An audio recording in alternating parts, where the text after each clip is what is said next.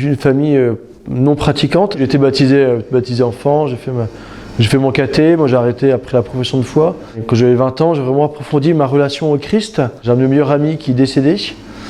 Et donc ça m'a fait poser beaucoup les questions sur qu'est-ce que la vie, qu'est-ce que la mort, la place de Dieu. Et notamment cette certitude de la vie éternelle qui tout de suite s'est inscrite en moi. Et ensuite mon père a eu un cancer, voilà. Et ma tante a promis que si mon père guérissait, elle retournerait à la messe tous les dimanches. Et mon père a guéri, et j'en ai profité pour l'accompagner et commencer à approfondir ma relation au Christ. Plus j'approfondissais cette relation, plus ce désir de devenir prêtre grandissait dans mon cœur. En 2006, lors de la journée mondiale de prière pour les vocations, où dans mon cœur j'ai vraiment répondu oui au Seigneur. Et ensuite, après, j'ai cheminé avec le service diocésain des vocations. J'avais cette certitude. Je savais que je ne voulais pas devenir prêtre. J'avais dit ça à un prêtre quand j'étais ado. J'ai grandi dans une famille chrétienne, pratiquante. J'ai été toujours en contact avec les paroisses dans lesquelles j'ai pu pratiquer. Mais je ne voulais pas être prêtre. Voilà. Alors du coup, j'ai fait des études profanes. J'ai commencé à travailler et ça me plaisait beaucoup.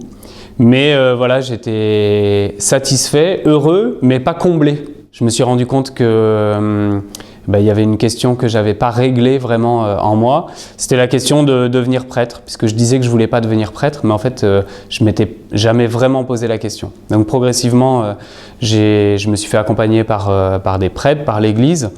Et puis dans la prière, et puis dans la réflexion, et dans le silence, j'ai essayé de me poser la question, est-ce que le Seigneur t'appelle à devenir prêtre? Et pour moi, ça a été vraiment le changement radical, c'est que c'était pas uniquement moi qui voulais devenir prêtre, c'était accepter que Dieu m'appelle à devenir prêtre.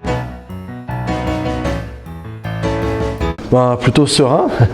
Après, il y a beaucoup de choses matérielles, effectivement, à voir. C'est comme un peu pour un mariage, quoi. Il y a pas mal de choses concrètes à voir. Mais on a eu la chance d'avoir une semaine de retraite à Landévennec. J'éprouve une grande joie, un grand bonheur de pouvoir prononcer ce oui avec l'Église. Et il y a une chose aussi qui me touche beaucoup, c'est que on reçoit chaque jour beaucoup de lettres ou de mails ou de messages de soutien de la part de beaucoup de personnes du Finistère, que ce soit des prêtres, des laïcs, des jeunes et moins jeunes, des religieuses. Vraiment tous les chrétiens du Finistère nous soutiennent par la prière et ça c'est très impressionnant parce que encore une fois on n'est pas diacre pour soi-même, on n'est pas appelé par Dieu pour se servir soi-même ou pour son propre bonheur égoïste individuel, mais pour servir l'Église. Et donc quand l'Église nous témoigne de sa prière et de son soutien, c'est un grand bonheur, quoi. Une semaine après l'ordination, je vais faire mon premier baptême. Ensuite, au cours de l'été, voilà, ce sont des obsèques et d'autres baptêmes. Donc effectivement, il y a une impatience qu'on se forme au séminaire pour être en paroisse et pour exercer son ministère de diacre puis de prêtre. Donc là-dessus, il y a effectivement une grande joie, voilà, de voir qu'on arrive au terme de ce parcours de formation.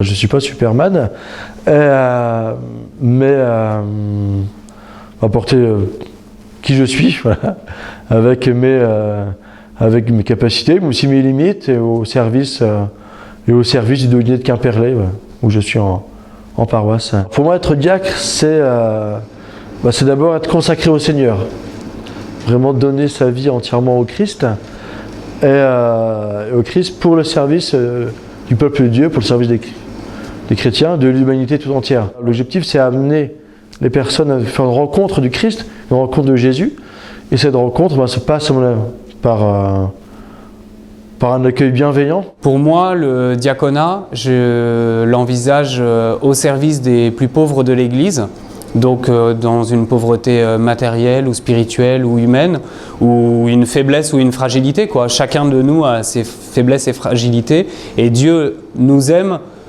grâce et à cause de nos faiblesses et de nos fragilités. Donc le diacre, moi je pense que c'est celui qui est dans le monde le signe que Jésus-Christ nous donne la force de vivre avec nos faiblesses et nos fragilités.